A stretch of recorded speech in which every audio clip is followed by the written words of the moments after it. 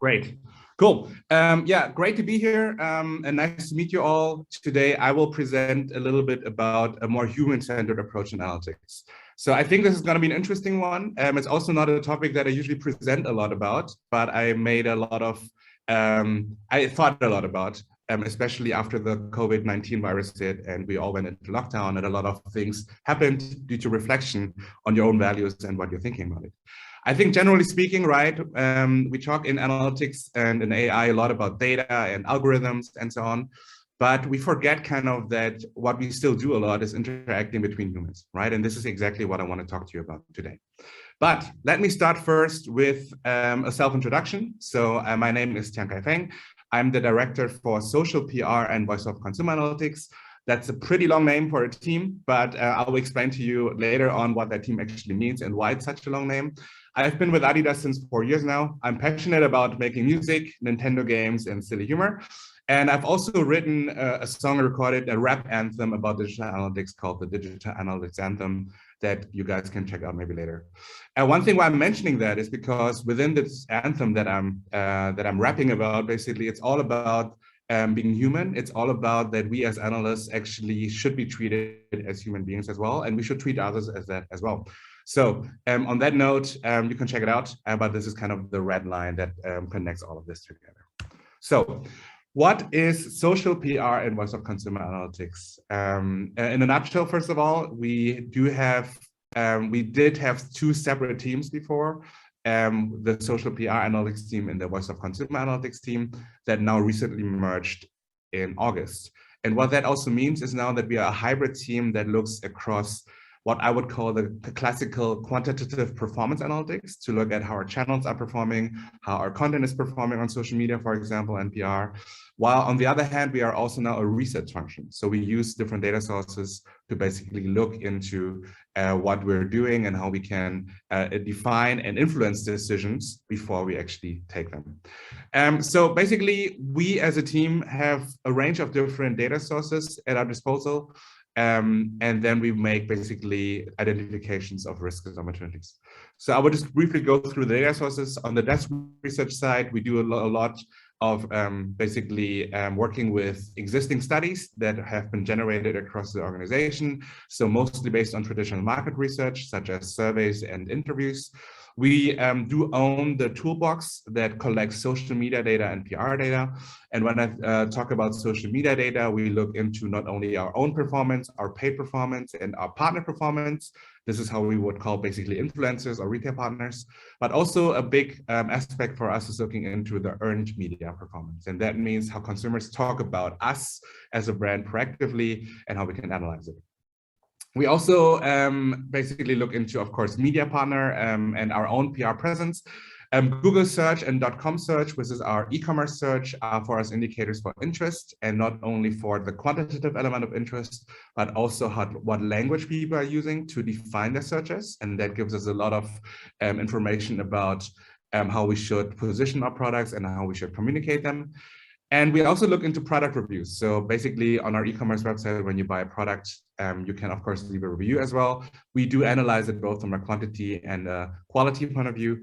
And lastly, digital experience NPS, which also is basically what we call our on-site survey. So we do have an experience survey on our website and on the app. And this is where we basically analyze feedback.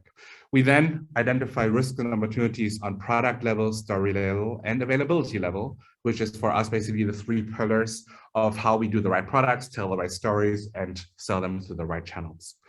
What all of those data sources have in common is that they're all related to some way of consumer data, right? So either it's direct consumer data, like how consumers talk about it on social media, but also what people are exposed to on PR, because this is basically all consumer-facing PR as well, right?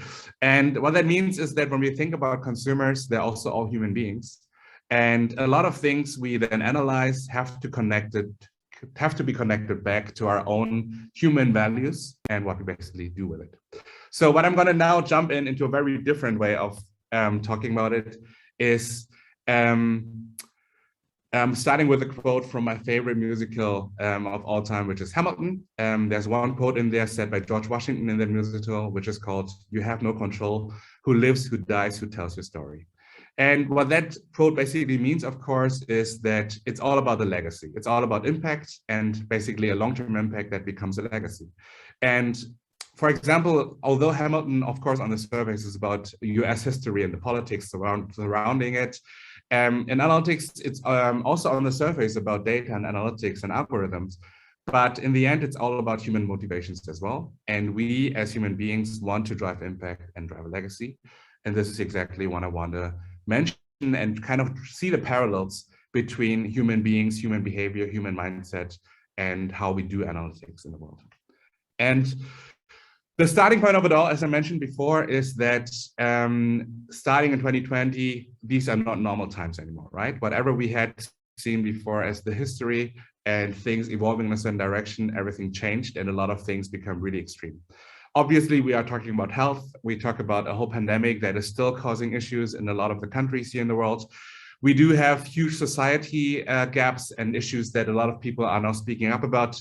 This is an example, of course, of Black Lives Matter. We also had Stop Asian Hate. We also had Stop Fake News on social media. A lot of things on society basically drove it all.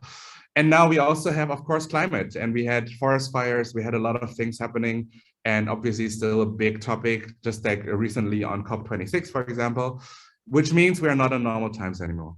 And what does it mean for us, right? How do we basically find a way now to deal with this situation also, and how does it impact us when we think about consumer analytics? So to start with it all, I'm just going to talk about 4 different aspects of the day-to-day work of us in analytics, which is what connects all of these 4 different groups are the humanity, right? So we think about consumers. Obviously, those are human beings. We are still trying to convince people to buy things or believe in our things. And this is all based on human brain work, so to say. Of course, we work with partners and vendors that support us in our day-to-day. We have stakeholders and clients that we do all the analytics for. And in the end, of course, we also are ourselves analysts. And we, of course, also are human ourselves.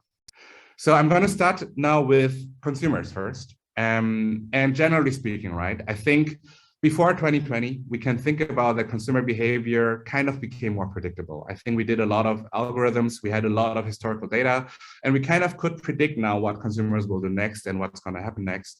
Because of the robust statistical data, we were able to automate things and kind of predict things. But in 2020 and beyond, things started to change. And a lot of things became unpredictable. Things are not as predictable anymore as before. But we also don't know what the short-term and mid-term and long-term effects are, right? So we really don't exactly know what was in the moment and what is now having long-term effects on things. And that causes us to unfortunately not be able to make as accurate predictions anymore as we want them to be, which means that human judgment now is making a comeback, right? But with human judgment comes other things too, which is ethics, I would say, for example. So when we think about dealing with consumer data, algorithms are always, of course, optimizing towards a certain business objective, but they don't have a conscience, right? So what we do as human beings, of course, is having a conscience, and we all want to be hopefully good human beings. So also that means that we now have a chance to kind of take a break, take a pause and think about if what we're doing with consumer data is actually right and ethically the right thing to do, and then do a better job in the future, hopefully, with more human evaluation in all of this moving forward, until things hopefully at some point become a bit more predictable again. But at that point, hopefully, we might have made better decisions ethically already. Talking about how we deal with clients and stakeholders, I think there was a way of how we did it before and the way how we should do it in the future. The idea here is, of course, that even our clients and stakeholders are obviously under pressure. A lot of things have to be more flexible and have to be much more done on the fly rather than having long-term project plans now. I think I don't have to talk to you all about agile transformations and moving from waterfall to agile project management and so on. But the direction is not stopping, right? It's actually more accelerated because of not knowing what's going to happen next and to stay flexible in what we do. So that means we need to move from one-size-fits-all solutions to co-created tailored solutions. Of course, there has to be a certain overlap of still having a standard product there, but it has to be tailored to actually the needs and what drives value for our stakeholders and clients. And we have to move away also from not only upskilling and onboarding things, but also those people that cannot actually spend all the time being upskilled and onboarded anymore, to find their way more easily through easy and intuitive access to things, and to basically what you see, what you get kind of processes to get people to easily use what we do. And lastly, from waiting to be asked for things and waiting to be approached for what we can do, we have to now start much more proactively guide people, especially clients and stakeholders who are not as analytics affine or savvy. They probably need to know if we have like information and real-time information that are really up to date to guide them more proactively. When we think about our vendors and partners, they have been really the backbone of what we do as well, right? Because we cannot do it all ourselves. But it's a bit similar, because for vendors and partners, obviously we are the clients and the stakeholders, and that means that we are supposed to treat them in a certain way. We should, and that now is connected, of course, to the page before. Treat others how you would want to be treated, and that means, although as mundane as that sounds, respect is really first, because all our vendors and partners are trying to do is doing their best. And if that means sometimes they're not fast enough, or sometimes there's just limits that they cannot pass, that's something we should respect, and it should not make us to respect them less, because we are all trying our best. We should also not forget that in all the madness of things, to acknowledge efforts and acknowledge achievements and really say thanks, for example, about different things.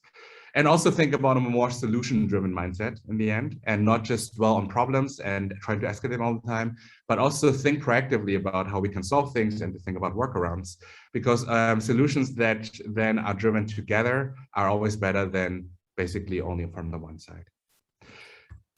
And lastly, we as analysts are human beings too, right? And again, this is circling back to the very beginning of what I talked about. We as analysts are looking for having an impact, and we want to leave a legacy, right? And what that means in more analytics terms is that whatever we derive as insights and as recommendations for the business, we want to see be taken into action, right? And a lot of things, for example, in the past have always been more informative. And although all stakeholders and clients will say this is great information and super interesting, it doesn't feel like there's any actions taken out of it. And that's something that needs to change, right? We really need to move now from more valuable insights to actual taking actions to actually see the impact of the analytics we do. Communities of practice means that we should all be more connected. This is also one of the reasons why I'm here. I'm really glad to be now connected through this event with a lot more analytics people and data scientists around the world, and basically in different companies.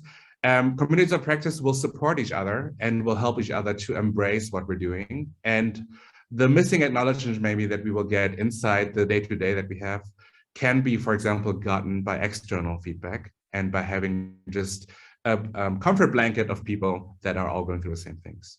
And lastly, the validation of effort. Even if we did not take into action, or even if it was not the best project, the effort itself should be validated, because not everything will work out. If we make an exploratory analysis and some things are not as assumed as we hypothesized working out as we thought, it doesn't mean that it should be a failure, right? So at least we should validate the effort that we put into it. And at least we know that things don't work the way we thought. And that is also progress. So that's something that should be validated. Lastly, I'm going to close my presentation with one of the experts in the world about business psychology from Simon Sinek, who says that there's no such thing as soft skills. They are human skills, and they must be learned. And this is basically what I'm also thinking. We define often hard skills versus soft skills and try to cluster people into it.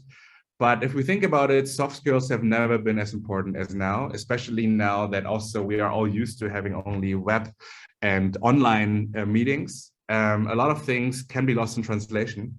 So being better in humanity and doing better jobs as human beings is definitely important, especially when it comes to collaboration and being a better analyst in the future. And that's it from my side. Thanks so much. Yeah, many questions. Starting now, you can see the chat area on the right. I would like to give microphone to Zehra Erenkos if she introduces herself and the question. Zehra, go ahead now.